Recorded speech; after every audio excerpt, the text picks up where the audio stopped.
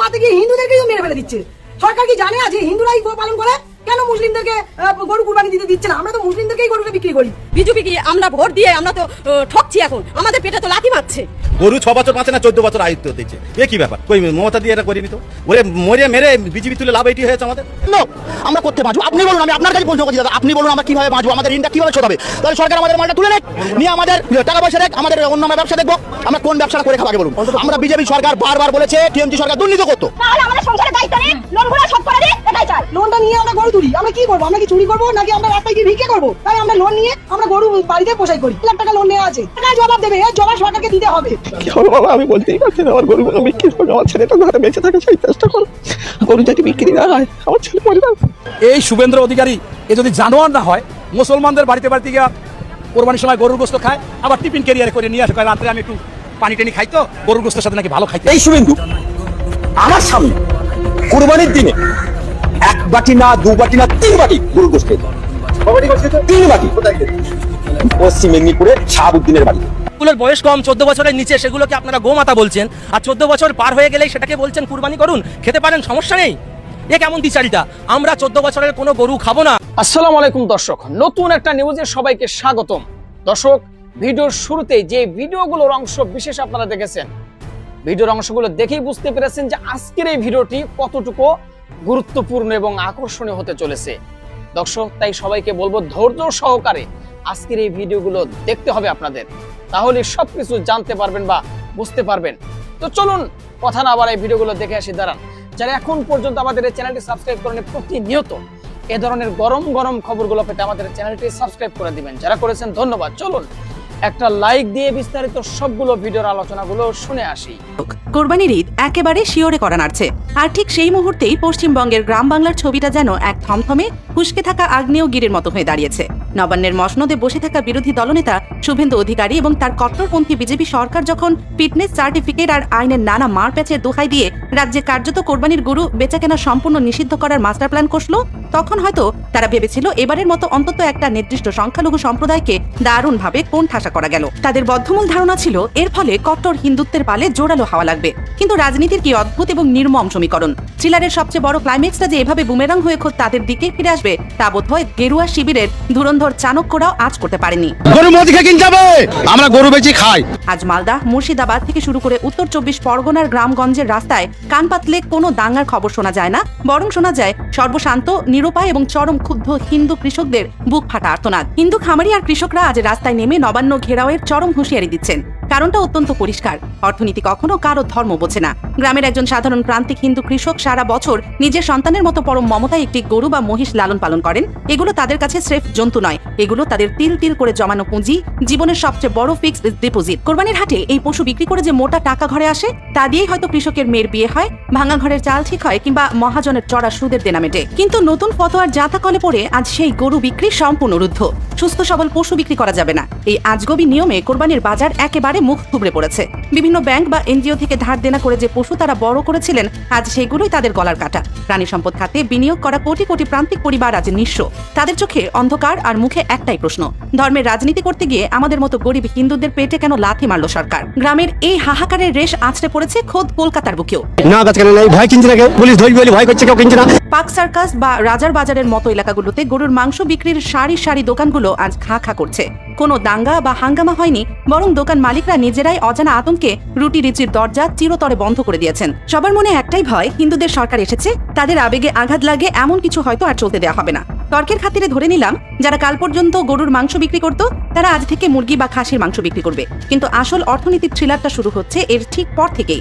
একটা গোটা রাজ্যের বা দেশের অর্থনীতি কিভাবে তাসের ঘরের মতো হুড়মুড় করে ভেঙে পড়তে পারে তার এক ভয়াবহ চেইন রিঅ্যাকশন একটু ঠান্ডা মাথায় হিসাব করে দেখা যাক। দৃশ্যপট 1, রপ্তানি বাণিজ্যে বিশাল ধস। হিন্দুত্বের আবেগে গরুর মাংস বিক্রি নিষিদ্ধ হলে এর সবচেয়ে বড় কোপ পড়বে মহিষের মাংস বা বাফেলো মিট এক্সপোর্টের উপর। মহিষের মাংস রপ্তানিতে ভারত বিশ্বের শীর্ষস্থানীয়। এই হাজার হাজার কোটি টাকা রপ্তানি দেশের বৈদেশিক মুদ্রার ভান্ডারকে পুষ্ট করে। রাতারাতি সেই আন্তর্জাতিক সাপ্লাই চেইন বন্ধ হলে দেশের জিডিপিতে যে ভয়ঙ্কর ধস নামবে তা মোদী সরকার বা শুভেন্দুরা সামলাবেন কিভাবে? দৃশ্যপট 2, ডেইরি শিল্পের মহাবিপর্যয়। ডেইরি ফার্ম থেকে শুরু করে সাধারণ কৃষক যারা দুধ বিক্রি করে সংসার চালান, তাদের অর্থনীতির মূল ভিত্তিটাই হলো এই চক্র। গরুর বয়স হয়ে গেলে যখন দুধ দেওয়ার ক্ষমতা থাকে না, তখন সেই অকর্মণ্য গরুগুলোকে কসাইখানায় বিক্রি করে নতুন গাভী কেনা হয়। কিন্তু গরু কেনা বেচা বন্ধ হয়ে গেলে কৃষকরা ওই অসুস্থ, দুধ দিতে অক্ষম গরুগুলোকে নিয়ে কি করবে? একজন গরিব কৃষকের পক্ষে প্রতিদিন শত টাকার খাবার খাইয়ে একটা অকর্মণ্য গরুকে পোষিয়ে পোষা কোনোভাবেই সম্ভব নয়।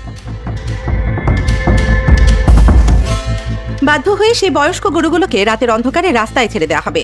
এই লক্ষ লক্ষ ভবঘুরে বা স্ট্রে ক্যাটল তখন খাবারের খোঁজে কৃষকের সোনার ফসল নষ্ট করবে এবং রাস্তায় ট্রাফিক জ্যাম বা দুর্ঘটনা ঘটাবে। লোকসানের পাহাড় টানতে টানতে ডেইরি ইন্ডাস্ট্রি লাটে উঠবে। বাজারে দুধ, ঘি, মাখন, পনিরের মতো চরম আকাল দেখা দেবে এবং দাম আকাশ ছোঁয়া হয়ে যাবে। দৃশ্যপট ৩, চামড়া শিল্পের অপমৃত্যু। গরু বেচাকেনা এবং মাংস বিক্রি বন্ধ হওয়ায় সবচেয়ে ভয়াবহ প্রভাব পড়বে চামড়া বা লেদার ব্যবসায়। কাঁচামালের তীব্র অভাবে লেদারের ব্যাগ, জুতোর কারখানাগুলো একে একে বন্ধ হবে। কলকাতার মানলতা লেদার কমপ্লেক্স কাজ হারাবেন লক্ষ লক্ষ দিনমজুর।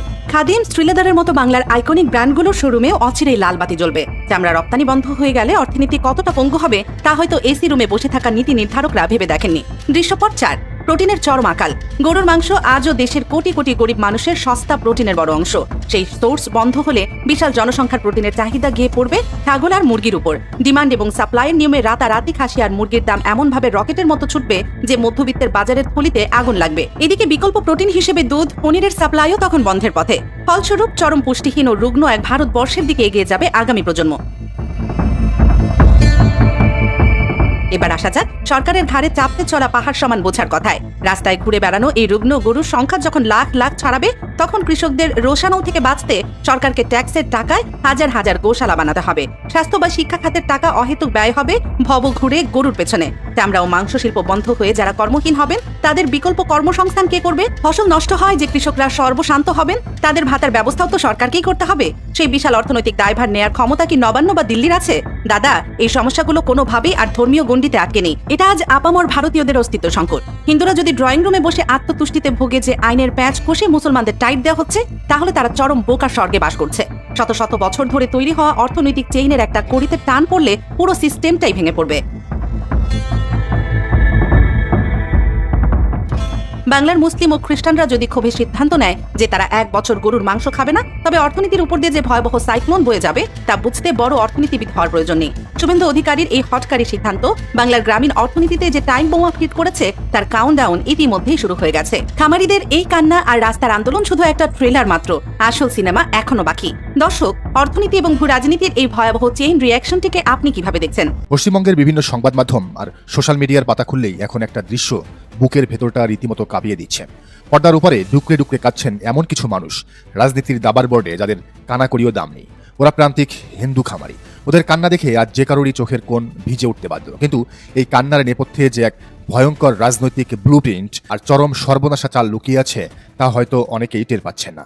শুভেন্দু অধিকারীর উগ্র হিন্দুত্ববাদী রাজনীতির জাতাকলে পড়ে আজ বাংলার গরিব হিন্দু খামারিদের যে হাহাকার শুরু হয়েছে তা যে কোনো থ্রিলার সিনেমাকেও হার মানাবে। ভোটের বাক্সে ফায়দা লুটতে আর মুসলিমদের ভাতে মারতে গিয়ে আজ কিভাবে খোদ হিন্দু খামারিদেরই গলায় দড়ি দেওয়ার পরিস্থিতি তৈরি করা হয়েছে, চলুন আজ সেই নির্মম সত্যের মুখোমুখি দাঁড়াই। একটু গভীরে গিয়ে ভাবুন এই প্রান্তিক মানুষগুলোর কথা। এদের জীবনের পুঁজি বলতে কি আছে?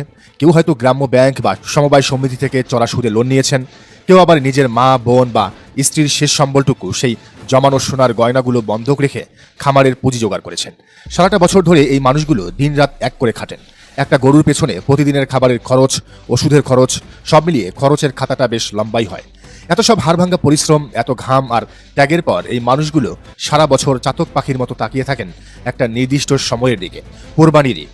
তাদের আশা থাকে এই কোরবানির হাটে মুসলিম ক্রেতাদের কাছে নিজেদের পরম যত্নে পালিত গরুগুলো বিক্রি করে সামান্য কিছু মুনাফা করবেন। সেই মুনাফার টাকা থেকে সবার আগে শোধ হবে ব্যাংকের কিস্তি, মহাজনের ঋণ। তারপর বেঁচে থাকা সামান্য কিছু অংশ দিয়ে হয়তো কেনা হবে নতুন বাছুর, আর বাকি যেটুকু থাকবে তা দিয়ে কোনো মতে চলে যাবে পরিবারটার সারা বছর দুমুঠো অন্নের খরচ। কিন্তু আজ সেই দুমুঠো অন্নের পাতেই সরাসরি লাথি মেরেছে শুভেন্দু অধিকারী। পরিস্থিতি এখন এমন এক জায়গায় এসে দাঁড়িয়েছে যেখানে মুসলিম ক্রেতাদের সমীকরণ একেবারে জলের মতো পরিষ্কার।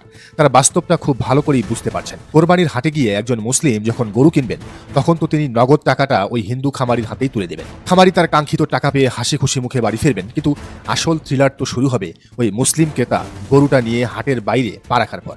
গরু নিয়ে রাস্তায় বেরোলেই পদে পদে ওঁত পেতে আছে উগ্র হিন্দুত্ববাদী তথাকথিত গরু রক্ষক আর রাজনৈতিক দলের অন্ধভক্তরা। তারা তো কেবল গরুটাকেই ছিনিয়ে নেবে না, সেই সাথে পিটিয়ে ওই ক্রেতার প্রাণটাও কেড়ে নিতে পারে। গরুর বদলে হয়তো ছাগল, ভেড়া বা দুম্বা দিয়ে কোরবানি করা সম্ভব, ধর্মের বিধানও তা অনুমোদন করে। কিন্তু একবার যদি প্রাণটা চলে যায় তবে তো আর সেটা কোনোভাবেই ফেরত আসবে না। তাই মুসলিমরা এবার অত্যন্ত ঠান্ডা মাথায় সিদ্ধান্ত নিয়েছেন যে জীবনের ঝুঁকি নিয়ে তারা আর গরু কিনতে যাবেন না, ছাগল বা মহিষ দিয়েই তারা এবার ধর্মীয় আচার পালন করবেন। আর ঠিক একটিমাত্র সিদ্ধান্তের ফলেই বাংলার গরিব হিন্দু খামারিদের মাথায় যেন আক্ষরিক অর্থেই বিনা মেঘে বজ্রপাত হয়েছে। গরুর হাটে ক্রেতা নেই, সারি সারি গরু দাঁড়িয়ে আছে, কিন্তু দাম জিজ্ঞেস করার মতো কেউ নেই। খামারিদের চোখের সামনে অন্ধকার নেমে আসছে। তারা সংবাদ মাধ্যমের বুমের সামনে হাউমাউ করে কাটছেন। কাঁদতে কাঁদতে তারা শুভেন্দু অধিকারী এবং রাজ্য সরকারের কাছে সরাসরি দাবি করছেন, হয় আমাদের গরু বিক্রির ব্যবস্থা করে দিন, না হয় আমাদের হাতে বিষের বোতল তুলে দিন, অথবা গলায় দেওয়ার জন্য এক গাছি দড়ি দিন। এই হাহাকার কোনো রাজনৈতিক স্লোগান নয়, এটি ক্ষুধার্ত পেটের আর্তনাদ। কারণ গরু বিক্রি না হলে ব্যাংকের ওই পাহাড় পরিমাণ ঋণ শোধ হবে না, আর ঋণ শোধ না হলে ব্যাংকের রিকভারি এজেন্টরা এসে এই গরিব মানুষগুলোর ঘরের চাল পর্যন্ত খুলে নিয়ে যাবে, বাপদাদার ভিটেমাটি সব নিলামে উঠাবে। কিন্তু এই চরম মানবিক বিপর্যয়ের মধ্যেও রাজনীতির কারবারিরা নিজেদের আখের গুছিয়ে নিচ্ছেন। এখানেই লুকিয়ে আছে এই থ্রিলারের সবচেয়ে অন্ধকার এবং অশুভ অধ্যায়টি। একটু ভেবে দেখুন, এই লাখ লাখ অবিকৃত গরুগুলো শেষমেশ কোথায় যাবে? খামারিরা তো আর না খেতে পেয়ে এই বিশাল গরুর পালকে বসিয়ে বসিয়ে খাওয়াতে পারবেন না। তখন বাধ্য হয়ে একেবারে জলের দরে, বলতে গেলে মাটিয়া দরে এই গরুগুলোকে বিক্রি করে দেবে। আর সেই সুযোগটাই নেবে ওই উগ্র হিন্দুত্ববাদী রাজনীতির নেতাদের মদতপুষ্ট বড় বড় কর্পোরেট ফ্যাক্টরিগুলো। মাংস রপ্তানির যে বিশাল সিন্ডিকেট এদের হাতে রয়েছে, তারা তখন এই গরিব হিন্দু খামারিদের চরম অসহায়ত্বের সুযোগ নিয়ে নামমাত্র মূল্যে এই গরুগুলো কিনে নিজেদের ফ্যাক্টরির মুনাফা কয়েকশো গুণ বাড়িয়ে দেবে। ইতিমধ্যে বাংলাদেশ সীমান্তে এসব গরু পার করে দেওয়া এক ভয়াবহ চক্রান্ত শুরু হয়েছে। ফলে বর্ডার গার্ড বাংলাদেশ সেখানে কঠোর অবস্থানে রয়েছে। গরিবের রক্ত চুষে এই নেতারা নিজেদের প্রাসাদ বানাবেন, খামারিরা হারাবেন তাদের সারা জীবনের পুঁজি এবং তাদের পরম যত্নের গরু দুটোই। আর শেষে তাদের সামনে সত্যিই আর কোনো পথ খোলা থাকবে না, হয় বিষ খেতে হবে, নয়তো গলায় দড়ি দিতে হবে। কি অদ্ভুত এক রাজনৈতিক কুটচাল! গরু জবাই বন্ধ করার ফতোয়া দিয়ে আইনি গেরো তৈরি করে বিজেপি ভেবেছিল পশ্চিমবঙ্গে তারা মুসলিমদের চরম চাপে ফেলবে। তারা ভেবেছিল মুসলিমদের ধর্মীয় স্বাধীনতায় হস্তক্ষেপ করে তারা নিজেদের ভোট ব্যাংক ভারী করবে। কিন্তু বাস্তবের মাটিতে সেই বুমেরাং এখন ঘুরে এসে আঘাত করছে খোদ হিন্দু সমাজের সবচেয়ে অসহায় এবং গরিব অংশের উপর। আসলে এই বিজেপি, এই নরেন্দ্র মোদী আর শুভেন্দু অধিকারীরা হিন্দুদের ভালো কখনোই চায়নি। এরা হিন্দুদের ধর্মীয় সেন্টিমেন্টকে কাজে লাগিয়ে জাস্ট ক্ষমতায় থাকার একটা বন্দোবস্ত করছে। মুসলিমরা বিকল্প পথ বেছে নিয়ে নিজেদের প্রাণ এবং ধর্ম দুই বাঁচিয়ে নিচ্ছেন, কিন্তু ফাঁদে পড়ে খাবি খাচ্ছেন হিন্দু খামারিরা। পৃথিবীর ইতিহাস ঘাটলে দেখা যায় রাজনীতির এই নিষ্ঠুর খেলায় সবসময় সবচেয়ে বেশি রক্ত ঝরে প্রান্তিক মানুষদের। ধর্মকে ঢাল হিসেবে ব্যবহার করে যখনই কোনো রাজনৈতিক দল ক্ষমতার মসনদ দখলের নীলনকশা আঁকে, তখন সবার আগে বলি হতে হয় এই খেটে খাওয়া মানুষগুলোকে। শুভেন্দু অধিকারীর এই কুটচাল আজ শুধু বাংলার গ্রামীণ অর্থনীতিকে এই ধ্বংসের মুখে ঠেলে দেয়নি, বরং হিন্দু মুসলিম নির্বিশেষে বাংলার খেটে খাওয়া মানুষের পেটে এক ভয়ঙ্কর লাথি মেরেছে। সোশ্যাল মিডিয়ায় গরিব হিন্দু খামারিদের এই কান্নাকাটির ভিডিওগুলো কেবল কয়েকটি নমুনা মাত্র। এর আড়ালে লুকিয়ে আছে হাজার হাজার পরিবারের নিঃস্ব হয়ে যাওয়ার এক চরম মর্মান্তিক উপাখ্যান। রাজনীতির এই বিষাক্ত দাবার বোর্ডে প্রান্তিক খামারিরা আজ স্রেফ বোরেতে পরিণত হয়েছেন, যাদের ঘাড় মোটকে নেতারা ক্ষমতার স্বাদ নিচ্ছেন। যারা বিজেপিকে ভোট দিয়ে ক্ষমতায় এসেছেন, তারা এখন কপাল চাপড়াচ্ছেন। বাংলার মানুষ আজ এই চরম সত্যের মুখোমুখি দাঁড়িয়ে। এই কান্নার শেষ কোথায়? আর উগ্র হিন্দুত্ববাদের এই ভয়ঙ্কর ব্লুপ্রিন্ট বাংলার অর্থনীতিকে আর কতদূর ধ্বংসের দিকে নিয়ে যাবে? দর্শক শ্রোতা, আশা করি সবগুলো ভিডিও দেখেছেন এবং সকল বিশ্লেষকদের বিশ্লেষণগুলো মনোযোগ সহকারে শুনেছেন। প্রত্যেকটি বিশ্লেষকদের বিশ্লেষণ শোনার পরে আপনারা কি জানলেন, বুঝলেন? আপনাদের মূল্যবান মতামতটা ভিডিওর কমেন্ট বক্সে জানিয়ে দিন। আর হ্যাঁ, পারলে ভিডিওটি শেয়ার করুন। যারা এখন পর্যন্ত আমাদের এই চ্যানেলটি সাবস্ক্রাইব করেনি, প্রতিনিয়ত এই ধরনের গরম গরম খবরগুলো পেতে আমাদের চ্যানেলটি সাবস্ক্রাইব করে আমাদের সাথে থাকুন। ইতিমধ্যে যারা অলরেডি সাবস্ক্রাইব করে দিয়েছেন, সবাইকে অসংখ্য ধন্যবাদ জানিয়ে ভিডিওটি শেষ করছি। ভালো থাকবেন সবাই, আল্লাহ হাফেজ।